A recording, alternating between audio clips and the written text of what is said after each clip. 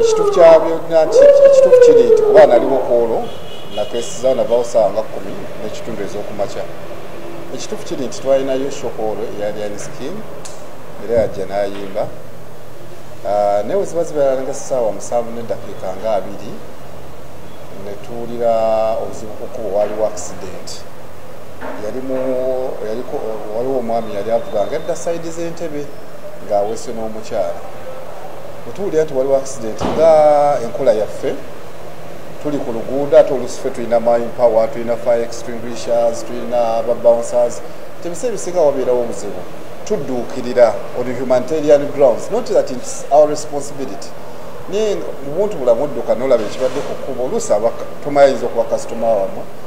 Naye koolo oyo omwami teyalina kasitoma waffe, yava sayidi z'e Kampala ngadda Ntebe. Tugenda okuddukira tusanga yakuba pavement n'agenda n'agwa ku kibaati kino ekyawula Entebbe road, ekyawula enguudo zombi nekimusala obulago.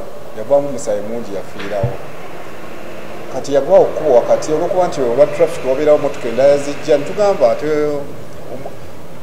omubiri gwe emmotoka endala ziyinza okugulinya ntugujjawo ne ng'aba bouncer waliwo ne babodaboda ne babouncer omu ne bayamba ne bamuteeka ebbali nga wetulinda patrol. Kubaawo accident webaawo tugenda ne tugamba poliisi tuwaliwo accident mujje mutuyambeko. So patrol yajja after almost an hour n'omukyala omulala boda yakuba pavement olina asalo kibanagako n'afiirawo.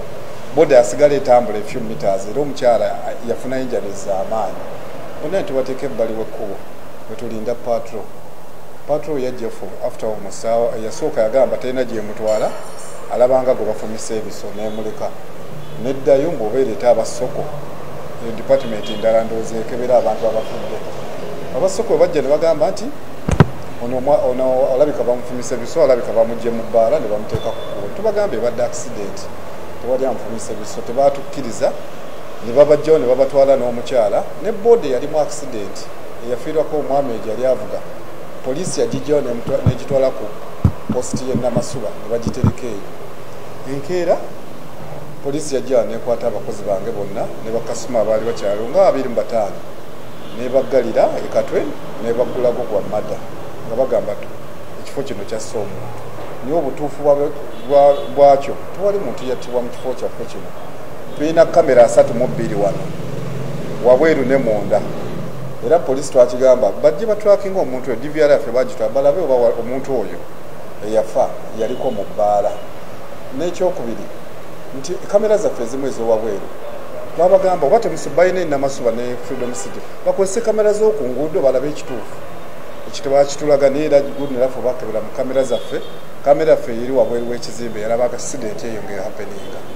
Wamala okulaba ebyo ndowooza ne batandika okubirivinga kitubagamba kituufu naye nga tewali muntu yafunira ddala buzibu wano. Ate ne poliisi eba ekola investigation boda yafuna accident weeri ku poliisi.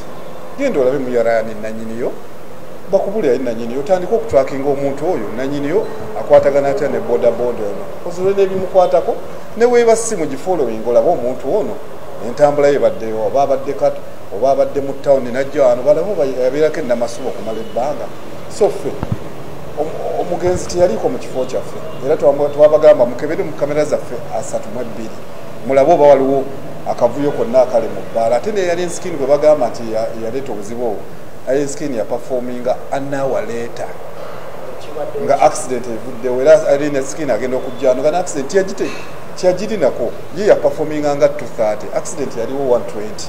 Therefore poliisi yatukolawo bintu yasooka netuggala netuteekako ogw'obutemu ng'ate actually tewali yattiwaano. Ebifo byaffe biri peaceful. Eno Namasuba egenda myaka 10 tubaddewo nga tusaavinga abantu nga tubaweereza era bakyatuwagira era bakasuma baffe tubakoowoola tetulina buzibu bwonna era ffe tugondera amateeka. Naye lwakuba nti poliisi oluusi we tudduukirira ate ne tuyamba abantu ku kkubo ate kati etutwalanga ba first suspect era ffe naffe tulowooza tuleme kudduukiriranga abantu kuba tuba tuyamba buyambi.